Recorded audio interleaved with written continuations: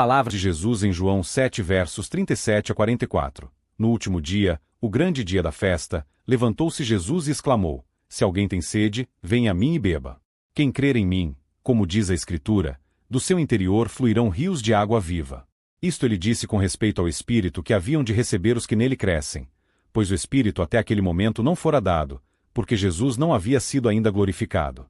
Então, os que dentre o povo tinham ouvido estas palavras diziam: Este é verdadeiramente o profeta. Outros diziam: Ele é o Cristo. Outros, porém, perguntavam: Porventura, o Cristo virá da Galileia? Não diz a Escritura que o Cristo vem da descendência de Davi e da aldeia de Belém, donde era Davi? Assim, houve uma dissensão entre o povo por causa dele. Alguns dentre eles queriam prendê-lo, mas ninguém lhe pôs as mãos. Nestes versos temos o convite do Evangelho feito por nosso Senhor. É provável que essas sejam apenas pequenas sugestões do que ele ampliou, mas elas contêm a substância de todo o Evangelho. Aqui está um convite do Evangelho para vir a Cristo e uma promessa do Evangelho de conforto e felicidade nele. Jesus fez este convite no último dia da festa dos tabernáculos, aquele grande dia. O oitavo dia, que concluiu aquela solenidade, seria uma santa convocação, determinada em Levítico 23 verso 36. Agora, neste dia, Cristo publicou este chamado do Evangelho, porque muitas pessoas estavam reunidas, e se o convite fosse feito a muitos, pode-se esperar que alguns o aceitassem. As pessoas estavam agora voltando para suas casas, e ele lhes daria isso para levar com elas como sua palavra de despedida. Como ele fez este convite, Jesus levantou-se e clamou, o que denota quão triste é o caso do homem, que ele deve ser importunado para ser feliz, e quão maravilhosa é a graça de Cristo, que ele o importunará. O convite em si é muito geral. Se alguém tem sede, seja ele quem for, ele é convidado a Cristo, seja alto ou baixo, rico ou pobre, jovem ou velho, escravo ou livre, judeu ou gentil. Também é muito gracioso. Se alguém tem sede, venha a mim e beba. Se alguém deseja ser verdadeira e eternamente feliz, que se dedique a mim e seja governado por mim, e eu me comprometerei a fazer-lhe assim.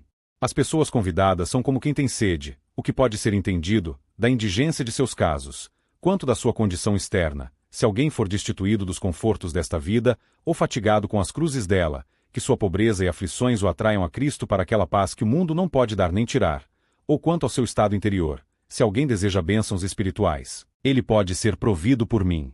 Ou, dada a inclinação de suas almas e seus desejos para uma felicidade espiritual.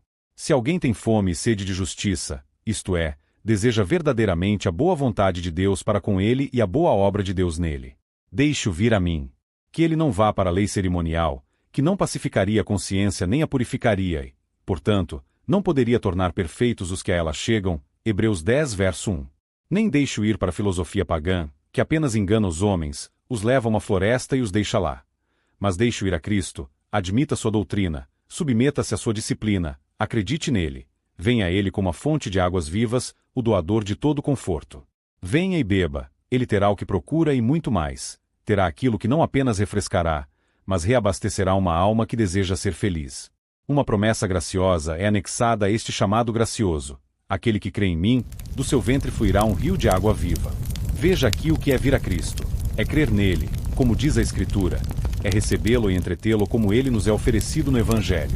Não devemos moldar um Cristo de acordo com nossa fantasia, mas crer em um Cristo de acordo com as Escrituras e conforme ele é na realidade. Veja como as almas sedentas que vêm a Cristo serão levadas a beber. Israel, que acreditou em Moisés, bebeu da rocha que o seguia, as correntes seguiram. Mas os crentes bebem de uma rocha neles, Cristo neles, ele é neles uma fonte de água viva.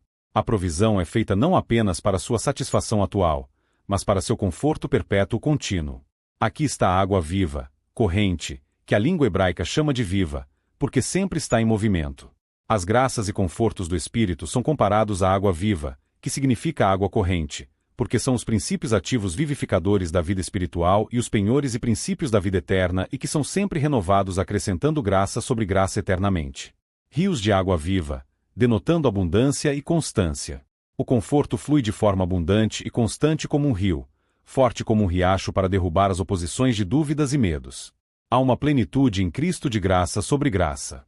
Estes fluem de seu ventre, isto é, de seu coração ou alma, que é o sujeito da operação do Espírito e a sede de seu governo.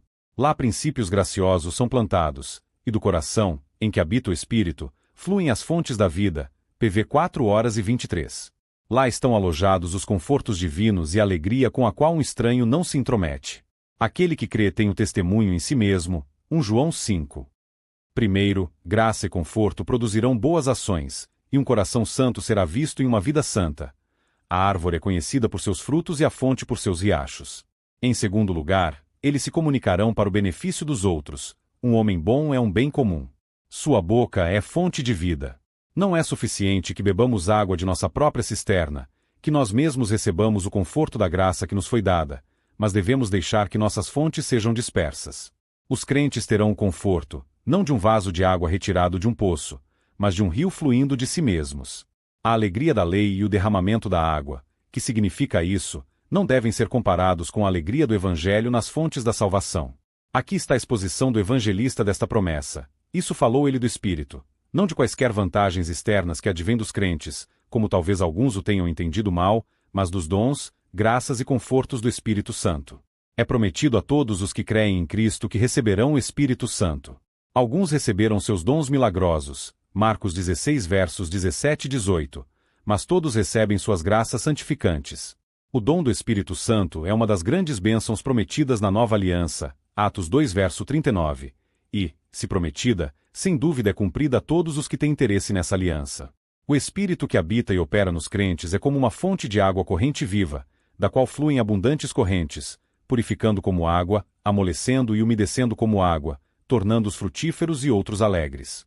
Quando os apóstolos falaram tão fluentemente das coisas de Deus, conforme o Espírito lhes concedia que falassem, Atos 2h04, e depois pregaram e escreveram o Evangelho de Cristo com tal dilúvio de eloquência divina, então isso se cumpriu, do seu ventre fluirão rios.